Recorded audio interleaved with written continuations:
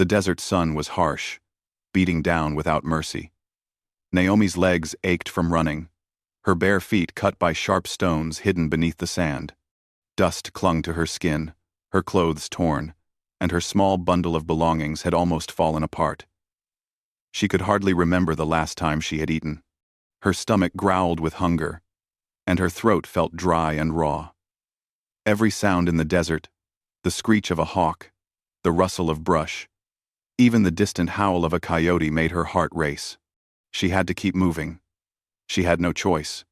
Naomi had once lived in a lively Apache village, surrounded by the laughter of children and the warm fires of families gathering at night. But that life had been destroyed. Raiders had come when no one expected it, burning homes, scattering families, taking whatever they wanted. She had run when she could, fleeing into the desert, with nothing but the hope of survival. The memory of her village burning haunted her, the cries of her friends and neighbors echoing in her mind. The sun climbed higher, and the heat became unbearable. Naomi stumbled, her legs threatening to give out. She found a small patch of shade under a jagged rock and collapsed against it. Her hands were scraped and bleeding, her lips cracked and dry. She pulled her shawl tighter around her shoulders, trying to hold herself together.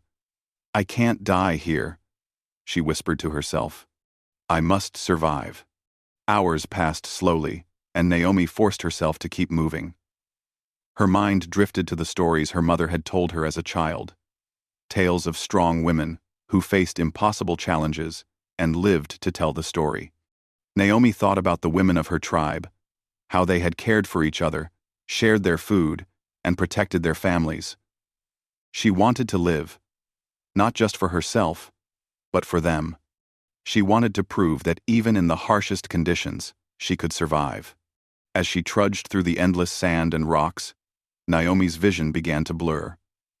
The heat made everything shimmer, and she started to feel dizzy. She had been walking for hours without proper water, and her small bottle had long since run dry. Panic rose in her chest. "I can't stop. If I stop, I'll die," she told herself, trying to keep her voice steady. But fear gnawed at her heart, and the thought of lying down and giving in was tempting. Just as she felt she could walk no longer, she noticed something in the distance, a figure moving slowly across the desert. At first, she thought it was a mirage, another trick of the sun, but as it drew closer, she realized it was a man. He looked like a settler, his clothing dusty and worn from traveling the same harsh landscape. Naomi's heart leapt with hope, but she was also wary. She had learned that not everyone was kind, especially strangers in the wild. She stumbled forward, calling out weakly, "Please, help me." But the man heard her. He stopped and approached cautiously, keeping his hands visible and calm. His name was Ethan, and he lived on the edge of the desert, far from any town or village. He had seen many travelers in his life, but few in such a desperate state as Naomi. Naomi fell to her knees, tears mixing with the dust on her face. "Please," she said again, her voice trembling. "Don't let me die out here. I can be a good wife to you." The words surprised even her. They were a desperate plea, yes, but also a reflection of the harsh world she lived in. Marriage and survival were often linked for women in her position, and she hoped that her offer would save her life. Ethan hesitated. He had heard many stories of travelers in trouble, some truthful, some not. But when he looked at Naomi, the fear in her eyes, the exhaustion in her body, he could not turn away. Compassion overcame caution. He helped her to her feet and offered her water from his canteen. Naomi drank greedily, feeling life slowly returning to her body. "You're safe for now," Ethan said gently. "You need to rest. You're not going to die today." Naomi nodded, too weak to speak.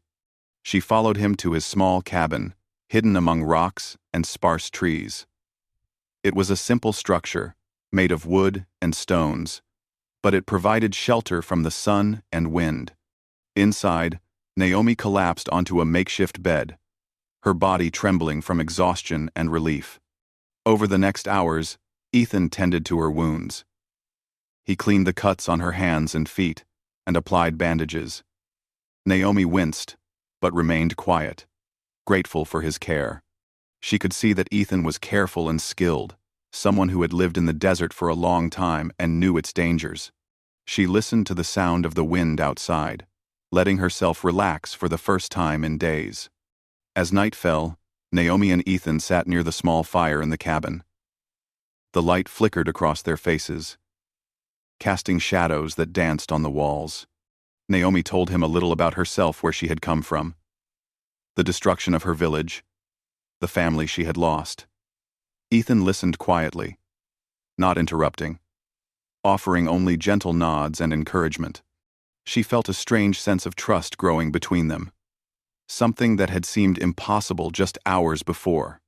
"I don't know how I survived," Naomi admitted softly, staring into the fire. "But you saved me. You gave me a chance." Ethan did not respond with words, but the look in his eyes told her that he understood. He had seen desperation before, had seen people give up in the face of impossible odds. But Naomi was different. She had fought to survive, and now she had someone willing to help her continue. The night was long, filled with the quiet sounds of the desert, the wind through the rocks, the distant cry of animals, the crackle of the fire. Naomi thought about what the future might hold. She did not know if she would ever return to her village, or if she would find a new home. But for the first time in days, she felt hope. She had survived the desert, and she had met someone who believed in her, even if only a little. By morning, Naomi felt stronger. The water and food Ethan had given her had revived her, and her body was ready to continue the journey, whatever it might be. She looked at Ethan with gratitude, realizing that her life had been saved not just by chance, but by the kindness of another person. She knew that the road ahead would be difficult, but she also knew she could face it. She had already survived what many would not have. As the sun rose higher in the sky, Naomi stood outside the cabin, looking at the vast desert stretching endlessly before her. She felt fear, yes, but also determination. She had escaped death once, and she would do so again if she had to. And though she did not know what the future held with Ethan, she knew that she owed him her life. For now, that was enough. Naomi took a deep breath, feeling the warmth of the sun on her face and the strength returning to her limbs. She would survive. She would endure. And she would prove, to herself and to the world, that even a poor Apache woman, alone in the harshest desert, could find hope, courage, and a chance at a new beginning. The desert was still vast and dangerous. But for Naomi, it was no longer a place of hopelessness.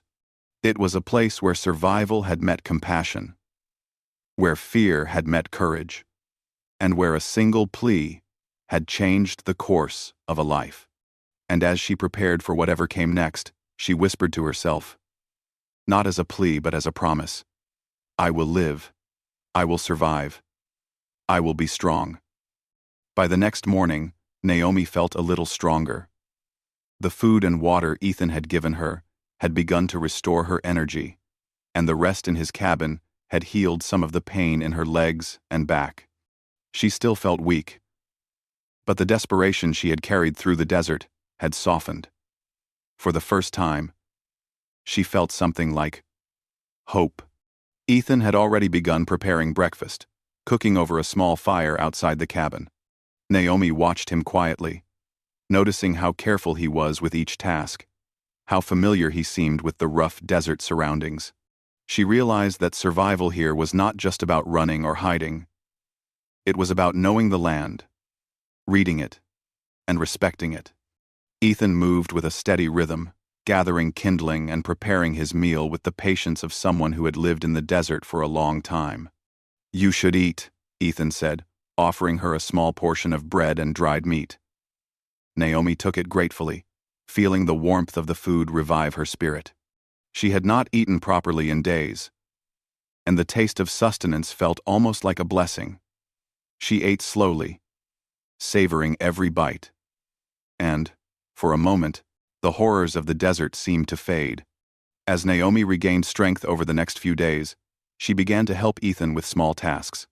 She carried water from a nearby spring, gathered firewood, and even helped repair parts of the cabin that had been damaged by wind and sand. She moved carefully, mindful of her still healing body, but each task she completed gave her a growing sense of purpose. She was no longer just a survivor. She was learning to live again. Ethan watched her closely, impressed by her resilience. He noticed how she adapted quickly to the new routines, how she observed the land and understood it in ways that were quiet but intelligent. Slowly, he began to trust her more, seeing her not only as someone in need of help, but as a capable and strong individual. Naomi, in turn, felt gratitude for his patience and guidance. She realized that survival was easier when someone trusted you and allowed you to show your strength. One afternoon, while Naomi was gathering water, she spoke of her village and her family. She told Ethan about her parents, about the people she had grown up with, and about the traditions of her people. Her voice was soft but filled with emotion, and Ethan listened quietly. He did not interrupt, understanding that sometimes words were not needed, just the act of sharing and being heard. Naomi felt lighter after speaking, as if a small burden had been lifted from her heart. The bond between Naomi and Ethan began to grow naturally. They were different in many ways, different languages, different customs, different experiences, but in the desert, differences mattered less than trust, respect, and survival. They shared tasks, watched over each other, and learned from one another. Naomi taught Ethan some of the ways her people read the land: finding water, tracking animals, and identifying safe plants to eat. Ethan shared his knowledge too, showing her how to build simple traps, create smoke signals, and recognize signs of approaching storms. Together, they became stronger. As the days passed, challenges continued. A sudden desert storm hit, with strong winds and sand whipping across the land. Naomi and Ethan worked together to secure the cabin, holding on to each other to avoid being swept away. Naomi realized that even in the harshest conditions, having someone to rely on made all the difference. They survived the storm, exhausted but unharmed, and Naomi's respect for Ethan deepened. She understood that kindness in such a harsh land was rare, and she valued it deeply. One morning, they came across a small, abandoned homestead while exploring for resources. It had once been a thriving place, but the years had left it in ruins. Naomi felt a pang of sadness, imagining the people who had lived there and the lives that had been disrupted. Ethan suggested they use it as a temporary shelter if the desert became too dangerous, and Naomi agreed. She admired his careful planning and his way of thinking ahead. It reminded her that survival was not only about endurance, but also about preparation and foresight. In these shared experiences, Naomi began to feel more than just gratitude for Ethan's help. She felt admiration for his wisdom, his patience, and his courage. She realized that he had saved her not only from the dangers of the desert but also from despair. She had been running for survival, but now she was learning to live, and she knew she owed this to him. Ethan, too, began to notice the changes in Naomi. She was no longer the fragile, desperate woman he had found in the desert. She was strong, resourceful, and intelligent. She adapted quickly, faced challenges bravely, and never gave up, even when the desert tested her limits. He saw in her a spirit that matched his own, a determination to endure and grow stronger despite hardships. One evening, while sitting by the fire after a long day of gathering resources, Naomi spoke softly. "I never thought I would survive the desert," she said. "But you saved me. You gave me a chance to live again. I don't know how to thank you enough." Ethan smiled, replying simply, "You don't have to thank me. You survived because you were strong. I just helped you see it." The days turned into weeks, and Naomi and Ethan continued to travel together through the desert. They shared stories, laughed at small mistakes, and supported each other through difficult moments. Naomi's confidence grew, and with it, a sense of belonging. She was no longer alone, no longer just a survivor in a harsh world. She was part of a partnership built on trust, respect, and shared struggle. During one particularly difficult journey, Naomi injured her ankle on a jagged rock. She winced with pain, fearing she might not be able to continue. Ethan immediately helped her, supporting her weight as they moved slowly to safer ground. Naomi realized that vulnerability was not weakness, it was trust. She could rely on Ethan without shame, and he could rely on her too. Their bond deepened, not through words alone, but through shared endurance, mutual respect, and quiet understanding. Eventually, they reached a small settlement where other travelers and settlers had gathered. Naomi felt nervous and unsure. The world outside the desert was unfamiliar and full of unknown challenges. But Ethan encouraged her, reminding her of how far she had come, of how much she had endured, and of the strength she carried within her. Naomi stepped forward, feeling her confidence return. She had survived the desert, learned from Ethan, and now she could face whatever lay ahead. By the time they settled near the edge of the settlement, Naomi had changed.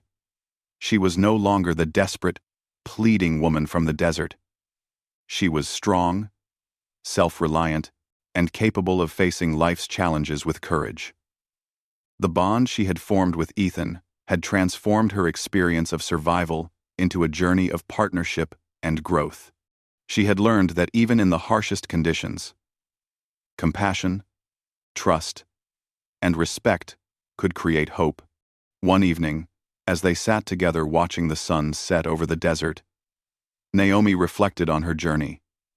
She had faced death, hunger, fear, and despair.